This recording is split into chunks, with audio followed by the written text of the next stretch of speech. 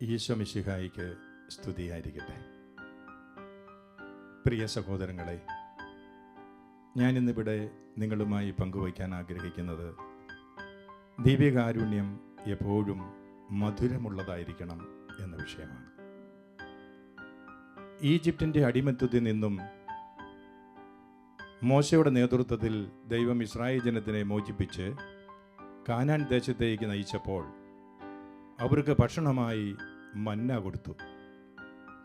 അതുപോലെ സ്വർഗീയ കാനാനിലേക്ക് നമ്മെ നയിക്കുമ്പോൾ, നാം നയിക്കപ്പെടുമ്പോൾ ഈശോ തരുന്ന ഭക്ഷണമാണ് ദിവ്യകാരുണ്യം.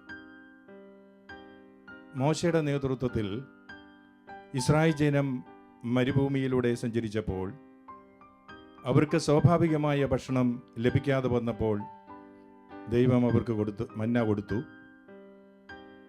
പുറപ്പാടിൻ്റെ പുസ്തകം 16-ാം അധ്യായം അതിൻ്റെ 31-ാം തിരുവചനം. ഇസ്രായേൽ അതിന് മന്ന എന്ന് പേരിട്ടു. അത് കൊത്തമ്പാലരി പോലിരുന്നു, വെളുത്തതും തേൻ ചേർത്ത അപ്പത്തിൻ്റെ രുചിയുള്ളതുമായിരുന്നു. ഇസ്രായേൽ ജനത്തിന് മന്ന ലഭിച്ചപ്പോൾ അത് വെളുത്തതായിരുന്നു, തേൻ ചേർത്ത അപ്പത്തിൻ്റെ രുചിയായിരുന്നു. പ്രിയ സഹോദരങ്ങളെ, കുഞ്ഞുനാളിൽ വിശുദ്ധ കുർബാന സ്വീകരിച്ചപ്പോൾ നമുക്കും അങ്ങനെ ആയിരുന്നില്ലേ? എന്തൊരു തീഷ്ണതയായിരുന്നു ഈശോയെ സ്വീകരിക്കാൻ. ആ തീഷ്ണത നമ്മൾ നിലനിർത്തിയിട്ടുണ്ടോ എന്ന് നാം പരിശോധിക്കണം.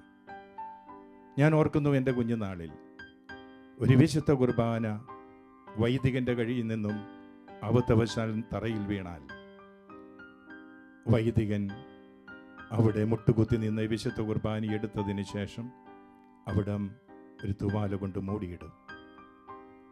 പിന്നീട് വെള്ളം കൊണ്ടുവന്ന് കഴുകി തുടയ്ക്കും. എന്ത് ബഹുമാനമായിരുന്നു അന്ന് നമ്മൾ ദിവ്യകാരുണ്യത്തിന് കൊടുത്തിരുന്നത്. എന്നാൽ ഇസ്രായേൽ ജനത്തിൻ്റെ ആ യാത്രയിലേക്ക് നമുക്ക് തുടർന്നു പോകുമ്പോൾ സംഖ്യയുടെ പുസ്തകം 11-ാം അധ്യായം അതിൻ്റെ 7-8 തിരുവചനത്തിൽ ഒരു സംഭവം നമ്മൾ കാണുന്നുണ്ട്. ഇസ്രായേൽ ജനം മന്ന ശേഖരിക്കുന്നതിനെ പറ്റിയാണ് അവിടെ സൂചിപ്പിച്ചിരിക്കുന്നത്. മന്നയ്ക്ക് കൊത്തമ്പാലരിയുടെ രൂപവും ഗുൽഗുലുവിൻ്റെ നിറവുമായിരുന്നു. ജനം അത് ശേഖരിച്ച് തിരകല്ലിലോ ഉരുളിലോ ഇട്ട് പൊടിച്ച് കലത്തിൽ വേവിച്ച് അപ്പമുണ്ടാക്കി തിന്നുപോന്നു. അതിന് എണ്ണ ചേർത്ത അപ്പത്തിൻ്റെ രുചിയായിരുന്നു. തേനിൻ്റെ രുചിയിൽ നിന്നും എണ്ണ ചേർത്ത് ചുട്ട ഒരു അപ്പത്തിൻ്റെ രുചിയിലേക്ക് മന്ന മാറിയെങ്കിൽ നമ്മുടെ ജീവിതയാത്രയിൽ വിശുദ്ധ കുർബാന സ്വീകരിച്ച് നമുക്കും ആ രുചിയിൽ ഒരു മാറ്റം വന്നിട്ടുണ്ടോ? എൻ്റെ കുഞ്ഞുനാളിൽ ഒരിക്കലും വിശുദ്ധ കുർബാന കരങ്ങളിൽ ലഭിക്കുമായിരുന്നില്ല. എന്നാൽ പിന്നീട് വിശുദ്ധ കുർബാന കരങ്ങളിൽ ലഭിച്ചപ്പോൾ നമുക്ക് ആ ഭക്തി കുറഞ്ഞിട്ടുണ്ടോ? ഈശോയോടുള്ള സ്നേഹം കുറഞ്ഞിട്ടുണ്ടോ എന്ന് നാം പരിശോധിച്ച് നോക്കണം. വീണ്ടും ഇസ്രായേൽ ജനത്തിൻ്റെ ജീവിതയാത്രയിൽ അവർ വീണ്ടും സംഖ്യയുടെ പുസ്തകം 21-ാം അധ്യായം അതിൻ്റെ 4-5 വചനത്തിൽ അവരുടെ യാത്രയെ പറ്റി ഒരു ഭാഗം സൂചിപ്പിക്കുന്നുണ്ട്. ഹോർമലയിൽ നിന്നും ഏദോം ചുറ്റി ചെങ്കടലിലേക്കുള്ള വഴിയെ അവർ നടന്നു നീങ്ങുമ്പോൾ ജനം അക്ഷമരായി. അവർ ദൈവത്തിന് മോശയ്ക്കുമെതിരെ സംസാരിച്ചു. അവർ മോശയോട് പറയുകയാണ്, ഈജിപ്തിൽ നിന്നും ഞങ്ങളെ കൊല്ലുവാൻ വേണ്ടി നീ എന്തിനാണ് ഈ മരുഭൂമിയിലേക്ക് ഞങ്ങളെ കൊണ്ടുവന്നത്? ഈ വിലകെട്ട അപ്പം തിന്ന് ഞങ്ങൾ മടുത്തു. ഇവിടെ അപ്പമോ വെള്ളമോ ഒന്നുമില്ല. മധുരിക്കുന്ന അപ്പം ഭക്ഷിച്ച് അത് എണ്ണ ചേർത്ത അപ്പത്തിൻ്റെ രുചിയിലേക്ക് മാറി വീണ്ടും വിലകെട്ട അപ്പത്തിൻ്റെ അവസ്ഥയിലേക്ക് മന്ന മാറിയെങ്കിൽ ഇന്ന് നാം എത്തി നിൽക്കുന്ന ഈ കാലഘട്ടത്തിൽ പ്രിയപ്പെട്ടവരെ, എനിക്കും നിങ്ങൾക്കും എന്താണ് ഈ ദൈവികാരുണ്യത്തെ പറ്റി പറയാനുള്ളത്? നാം ഈശോയോട് കാണിക്കുന്ന സ്നേഹം സത്യമാണോ? അതെയോ ഒരു വിലകെട്ട അപ്പത്തെ പോലെയാണോ നാം ഈശോയെ സ്നേഹിക്കുന്നത്? നാം നമ്മിലേക്ക് തന്നെ തിരിഞ്ഞു നോക്കേണ്ട സമയം അതിക്രമിച്ചിരിക്കുന്നു. 1 സാമുവേൽ 2:30 ഇപ്രകാരം വചനം പറയുന്നു. അതിൻ്റെ അവസാന ഭാഗത്ത്, എന്നെ ആദരിക്കുന്നവനെ ഞാനും ആദരിക്കും, എന്നെ നിന്ദിക്കുന്നവൻ നിന്ദിക്കപ്പെടും. അവിടുത്തെ ആദരിച്ചാൽ തീർച്ചയായിട്ടും അവിടുന്ന് നമ്മെയും ആദരിക്കും. യേശുക്രിസ്തുവിനൊരു മാറ്റം വന്നിട്ടില്ല. ദൈവികാരുണ്യം കുഞ്ഞുനാളിൽ എനിക്ക് ലഭിച്ചതുപോലെ തന്നെയാണ് ഇപ്പോഴും എനിക്കത് ലഭിക്കുന്നത്. ഒരു മാറ്റവുമില്ല. എബ്രായർക്ക് എഴുതിയ ലേഖനം 13-ാം അധ്യായം അതിൻ്റെ 8-ാം തിരുവചനം പറയുന്നു, യേശുക്രിസ്തു ഇന്നലെയും ഇന്നും എന്നും ഒരുവൻ തന്നെ. ഈശോയ്ക്ക് ഒരു മാറ്റവും സംഭവിച്ചിട്ടില്ല. അപ്പോൾ ഇസ്രായേൽ ജനം ദൈവത്തെയും മോശയെയും നിന്ദിച്ചു കഴിഞ്ഞപ്പോൾ തുടർന്ന് സംഖ്യയുടെ പുസ്തകം 21-6 മുതൽ 9 വരെയുള്ള തിരുവചനത്തിൽ പറയുന്നു, ദൈവം മരുഭൂമിയിലേക്ക് ആഗ്നേയ സർപ്പത്തെ അയച്ചു. ആഗ്നേയ സർപ്പത്തിൻ്റെ കടിയേറ്റ് അനേകര് മരിച്ചു വീണു. ജനം മോശയുടെ അടുത്ത് എന്ന് പറഞ്ഞു, ഞങ്ങൾ ദൈവത്തിനും നിനക്കുമെതിരായി പാപം ചെയ്തു. ദൈവത്തോട് പ്രാർത്ഥിക്കണം, ഈ സർപ്പം ഞങ്ങളിൽ നിന്ന് അകന്നു പോകാൻ വേണ്ടിയെന്ന്. മോശ പ്രാർത്ഥിക്കുന്നുണ്ട്. അപ്പോൾ ദൈവം പറയുന്ന ഒരു കാര്യം നാം ശ്രദ്ധിക്കേണ്ടതായിട്ടുണ്ട്. ദൈവം മോശയോട് പറയുകയാണ്, നീ ഒരു പിച്ചള സർപ്പത്തെ ഉണ്ടാക്കണം, അതിനെ വടിയിൽ ഉയർത്തി നിർത്തണം. ദംശനമേക്കുന്നവൻ ഈ സർപ്പത്തിലേക്ക് നോക്കട്ടെ, അവൻ മരിക്കുകയില്ല, ജീവിക്കും. ഈജിപ്തിൽ നിന്നും മോശ ഇസ്രായേൽ ജനത്തെ മോചിപ്പിക്കുന്നതിനായി 10 അത്ഭുതങ്ങൾ, അടയാളങ്ങൾ ചെയ്തതായിട്ട് നമുക്കറിയാം. 9 അടയാളങ്ങളിലും ഫറവോ മോശയോട് പറയുന്നുണ്ട്, നീ ദൈവത്തോട് പ്രാർത്ഥിക്കണം, അപ്പോൾ ദൈവം ഇത് മാറ്റിത്തരും. അങ്ങനെ മോശ പ്രാർത്ഥിക്കുന്നു. 9 പ്രാവശ്യവും ആ മഹാമാരി അകന്നു പോകുന്നതായിട്ട് നമുക്ക് കാണാം. എന്നാൽ ഇസ്രായേൽ ജനത്തിൻ്റെ കാര്യം വന്നപ്പോൾ ദൈവം സർപ്പത്തെ പിൻവലിച്ചില്ല. മറിച്ച് ഈ പിച്ചള സർപ്പത്തെ നോക്കുന്നവൻ കടിയേറ്റാൽ സൗഖ്യം പ്രാപിക്കുമെന്ന് മാത്രം പറഞ്ഞു. അതായത് സർപ്പത്തിൻ്റെ കടി ഉണ്ടാകും, സൗഖ്യം പ്രാപിക്കണമെങ്കിൽ ഈ പിച്ചള സർപ്പത്തെ നോക്കണം. എന്താണ് പ്രിയപ്പെട്ടവരെ ഇതിൻ്റെ അർത്ഥം? ഇതറിയണമെങ്കിൽ യോഹന്നാന്റെ സുവിശേഷം 3-ാം അധ്യായം 14-15 തിരുവചനത്തിലേക്ക് നമ്മൾ കടന്നു പോകണം.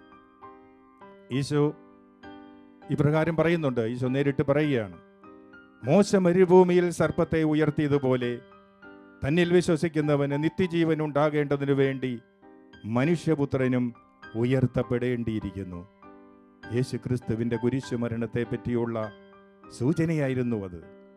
ഈ സർപ്പത്തെ ഉയർത്തിയത് കാൽവരി കുരിശിൽ മനുഷ്യരുടെ പാപത്തിൻ്റെ ഫലമായി കർത്താവായ ഈശോ മിശിഹ കുരിശിൽ മരിക്കണം എന്നതിൻ്റെ നിഴലായിരുന്നു ആ സർപ്പത്തെ ഉയർത്തിയത്. അതുകൊണ്ടാണ് പ്രിയപ്പെട്ടവരെ, സർപ്പത്തെ പിൻവലിക്കാൻ പറഞ്ഞിട്ടും ദൈവം പിൻവലിച്ചില്ല. മറിച്ച് നമ്മുടെയൊക്കെ ജീവിതത്തിൻ്റെ അവസാനം വരെ പാപമാകുന്ന സർപ്പം, ഈ പൈശാചിക സർപ്പം നമ്മെ ഉപദ്രവിക്കും. നമ്മൾ പാപത്തിൻ്റെ പിടിയിലായിരിക്കും. എന്നാൽ ക്രൂശിതനെ നാം നോക്കിയാൽ, കുരിശിലേക്ക് നമ്മൾ നോക്കിയാൽ, കുരിശിൽ മരിച്ച യേശു ക്രിസ്തുവിൽ വിശ്വസിച്ചാൽ തീർച്ചയായിട്ടും നമുക്ക് രക്ഷയുണ്ട്. Hallelujah, hallelujah, hallelujah. പ്രിയപ്പെട്ടവരെ, കർത്താവായ യേശു മിശിഹ നമ്മുടെ പാപത്തിൻ്റെ ഫലമായിട്ടാണ് കുരിശിൽ മരിച്ചത്. എൻ്റെ ജീവിതത്തിൽ എനിക്കൊരു ദിവ്യകാരുണ്യ അനുഭവമുണ്ട്. 2006 കാലഘട്ടത്തിലാണ് ഞാൻ ദിവ്യകാരുണ്യത്തെ ഇത്രയധികം സ്നേഹിക്കുന്നത്. ഈ ഒരൊറ്റ കാരണം കൊണ്ടാണ്. എനിക്ക് ഈ 2006 കാലഘട്ടം വരെ എനിക്ക് യാതൊരു വിശുദ്ധ കുർബാന സ്വീകരിക്കുമ്പോൾ ഒരു അനുഭവവും, തിരുവോസ്തി സ്വീകരിക്കുന്നു, അങ്ങനെ അലിഞ്ഞു ചേരുന്നു, അല്ലാതെ മറ്റൊരനുഭവം എനിക്കുണ്ടായിരുന്നില്ല. എന്നാൽ എൻ്റെ ഇടവകയിൽ, ഞാൻ മാനത്തൂർ ഇടവകയിലാണ്, പാലാ രൂപതയിൽ മാനത്തൂർ ഇടവകയിലായിരുന്നു. ഒരു ദിവസം വിശുദ്ധ കുർബാന സ്വീകരിച്ചപ്പോൾ എൻ്റെ നാവിൽ നിന്നും ഒരു അഗ്നി ഇറങ്ങിപ്പോകുന്നത് പോലെ എരിഞ്ഞ് ഇറങ്ങിയപ്പോൾ ഞാൻ ഭയപ്പെടുകയാണ് ചെയ്തത്. ഞാൻ വിചാരിച്ചു, തിരുരക്തം അത് വീഞ്ഞാണല്ലോ, വീഞ്ഞിൽ എന്തെങ്കിലും മായമുണ്ടായിട്ടുണ്ടോ എന്നൊക്കെ ഞാനിങ്ങനെ സംശയിച്ചു. എന്നാൽ അത് വീണ്ടും വീണ്ടും ഇങ്ങനെ റിപ്പീറ്റ് ചെയ്തപ്പോൾ, എല്ലാ ദിവസവും ആവർത്തിക്കപ്പെട്ടപ്പോൾ എനിക്കതൊരു അസ്വസ്ഥതയായി. വാഗമണ്ണ് ആശ്രമത്തിൽ എനിക്ക് പരിചയമുള്ള ഒരു അച്ഛനുണ്ടായിരുന്നു, ഫാദർ മരിയാനന്ദ്. അദ്ദേഹത്തിൻ്റെ അടുത്ത് ഞാൻ പോയി അദ്ദേഹത്തോട് ഇത് സംസാരിച്ചു. അദ്ദേഹം പറഞ്ഞു, ഇതിപ്പോൾ ആരോടും പറയണ്ട. എന്നാൽ ഇത് വീണ്ടും റിപ്പീറ്റ് ചെയ്തുകൊണ്ടിരുന്നു. അങ്ങനെ ആയപ്പോൾ ഞാനൊരു ദിവസം എൻ്റെ വികാരിയച്ഛൻ്റെ അടുത്ത് ചെന്നു. അദ്ദേഹത്തോട് ഈ കാര്യം സംസാരിച്ചു. അപ്പോൾ അദ്ദേഹം പറഞ്ഞു, ഇത് ലോകത്തിൽ കിട്ടാവുന്ന ഒരു വലിയ അനുഗ്രഹമാണ്. ഈശോയുടെ സാന്നിധ്യം, ഈശോ ഹൃദയത്തിലേക്ക് സജീവമായി ഇറങ്ങി വരുന്ന അനുഭവം. ചില ദിവസം വിശുദ്ധ കുർബാന സ്വീകരിക്കുമ്പോൾ അറിയാതെ കരയും. ഞാൻ മഹാപാപിയാണ് എന്ന് ഹൃദയത്തിൽ പൊട്ടി കരഞ്ഞുകൊണ്ടിരിക്കും. ചിലപ്പോൾ സ്വീകരിക്കാൻ അടുത്തേക്ക് ചെല്ലുന്നതിന് മുമ്പ് തന്നെ കരയും. ചിലപ്പോൾ വിശുദ്ധ കുർബാന ആരംഭിക്കുന്നതിന് മുമ്പേ കരയാൻ തുടങ്ങും. എൻ്റെ പ്രിയപ്പെട്ടവരെ, കുഞ്ഞുനാളിൽ എൻ്റെ ഹൃദയത്തിലേക്ക് കടന്നു വന്ന ഈശോ സത്യദൈവമാണെന്നും അവിടുന്നല്ലാതെ മറ്റൊരു ദൈവമില്ലെന്നും അവിടുന്ന് സജീവമായി ഇപ്പോഴും ഈ ദിവ്യകാരുണ്യത്തിൽ ആഗതനാണ് എന്നും ഞാൻ ഉറച്ചു വിശ്വസിക്കുകയാണ്. ഈ വിശ്വാസമാണ് ഞാൻ പ്രഘോഷിക്കുന്നത്. തെരുവീതിയിലൂടെ കടന്നു ചെന്ന് നമുക്കറിയാം, പാലാ രൂപതയിൽ ഇവാഞ്ചലൈസേഷൻ്റെ കീഴിൽ ഞങ്ങൾക്കൊരു സ്ട്രീറ്റ് മിനിസ്ട്രി ഉണ്ട്. ഈ സ്ട്രീറ്റ് മിനിസ്ട്രി പാലാ പിതാവിൻ്റെ, ബഹുമാനപ്പെട്ട കല്ലറങ്ങാട്ട് പിതാവിൻ്റെ അനുഗ്രഹാശിസോടുകൂടി ചെയ്യുന്നതാണ്. എന്നാൽ വർഷങ്ങളായിട്ട് ഞാൻ താബോർ ധ്യാന കേന്ദ്രവുമായിട്ട് ബന്ധപ്പെട്ട് ശുശ്രൂഷ ചെയ്യുന്ന ആളുമാണ്. ഈ തെരുവിതിലൂടെ കടന്ന് ചെന്ന് യേശുവിനെ ഏറ്റുപറയാനും യേശുവാണ് ഏകരക്ഷകൻ എന്ന് പ്രഘോഷിക്കുവാനുമൊക്കെ എന്നെ ശക്തിപ്പെടുത്തുന്നത് ഈ ദിവ്യകാരുണ്യമാണ്. ഞാൻ എല്ലാ ദിവസവും എനിക്കൊരു മാനസാന്തരത്തിൻ്റെ അനുഭവം ഉണ്ടായിരുന്നു.